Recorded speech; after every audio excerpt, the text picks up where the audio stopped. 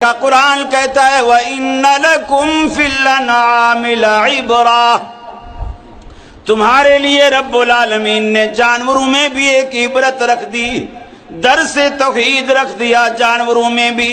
وَإِنَّ لَكُمْ فِي الْأَنْعَامِ لَعِبْرَةً نُسْقِيكُمْ مِمَّا فِي بُطُونِهِ مِن بَيْنِ فَرْثٍ وَدَمٍ لَبَنًا خَالِصًا۔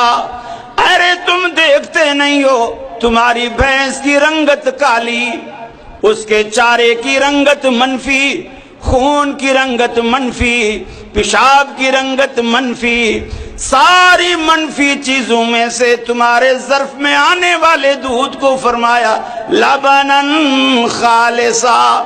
کون ہے جو اس دودھ میں خون کی سرخی کو بھی شامل نہیں ہونے دیتا، پیشاب کی پلاہٹ کو بھی شامل نہیں ہونے دیتا، گوبر کی بدبو کو بھی شامل نہیں ہونے دیتا۔ من بین فرث ودم لبنا خالصا، ہرا چارہ کھانے والی بھینس، کالی رنگت رکھنے والی بھینس، اسی چارے سے خون سرخ بنتا ہے، پیشاب پیلا بنتا ہے، دودھ سفید اور شفاف بنتا ہے۔ اللہ نے اس کے اندر ایسی فیکٹری لگا دی، ایسا فلٹریشن کا نظام لگا دیا۔ پیر عبد القادر جیلانی نے اس میں سے کیا لگایا؟ پہلی رات بھی رب العالمین نے بنائی، دوسری، تیسری، چوتھی، پانچویں، چھٹی، ساری راتیں رب العالمین نے بنائی، 11ویں اور 12ویں بھی رب العالمین نے بنائی۔ پھر جب بھی بانٹو رب العالمین کے نام پر، فرمایا ہے مسلمان تیری ٹیبل پہ رکھا ہوا دودھ کا گلاس بھی درس توحید ہے، دودھ کا گلاس درس توحید ہے، اسے اٹھا کر پینے سے پہلے اتنا تو سوچ لے، ضمیر سے پوچھ لے کہاں سے آیا، کس نے بھیجا۔ اتنا بھی تو غور کرے گا تو یہ دودھ کا گلاس بھی تیرے لیے درس توحید ثابت ہوگا۔ اسی لیے فرمایا سوچ تو صحیح، ان لکم فی الانعام لعبرہ۔ اسی لیے اللہ کہتا ہے اولئک کالانعام بل ھم اضل۔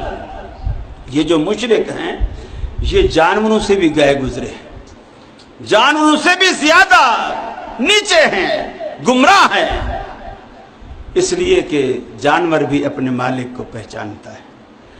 آپ نے کبھی دیکھا ہوگا یا بکریاں کبھی پالی ہوں گی تو بکری کو 2-3 دن آپ چارہ ڈالیں، پھر آپ باہر نکلیں، آپ کو اس کے گلے میں زنجیر ڈالنے یا کان سے پکڑنے کی ضرورت نہیں ہے، آپ آگے چلتے چلے جا رہے ہیں، وہ آپ کے پیچھے چلتی چلی جا رہی ہیں، آپ کو پہچانتی ہے۔ حالانکہ سفید کپڑے والے اور بھی جا رہے ہوتے ہیں، آپ نے بھی سفید کپڑے پہنے ہوئے ہیں، لیکن وہ سارے سفید کپڑوں میں سے اپنے مالک کو پہچان رہی ہے کہ مجھے چارہ کون ڈالتا ہے۔ ارے بکری تو پھر بھی چلو حلال جانور ہے، آپ کتے کا بھی تجربہ کر لیں، کتا بھی پہچانتا ہے، کتا بھی پہچانتا ہے دم ہلاتا ہوا مالک کی آواز پہ۔ اگر گلی میں کسی کو بھونک بھی رہا ہوگا نا اور وہ کہے گا بھائی جنید میاں اپنے کتے کو سنبھالو یہ مجھے کاٹنے کو دوڑتا ہے، وہ وہیں سے اسے آواز دے گا، فوراً سر زمین پہ رکھے گا، دم ہلانا شروع کر دے گا، اس کے آگے نہیں بھونکے گا۔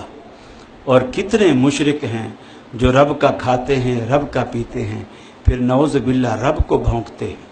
اسی لیے اللہ نے قرآن میں کہا ما قدر اللہ حق قدر، ان نابکاروں نے اللہ کی ویسی قدر نہیں کی جس قدر کا اللہ استحقاق رکھتا تھا، جس قدر کا اللہ حق رکھتا تھا، ویسی قدر انہوں نے نہیں کی، اللہ کو پہچانا ہی نہیں ہے، اللہ کے مقام اور مرتبے کو پہچانا ہی نہیں ہے۔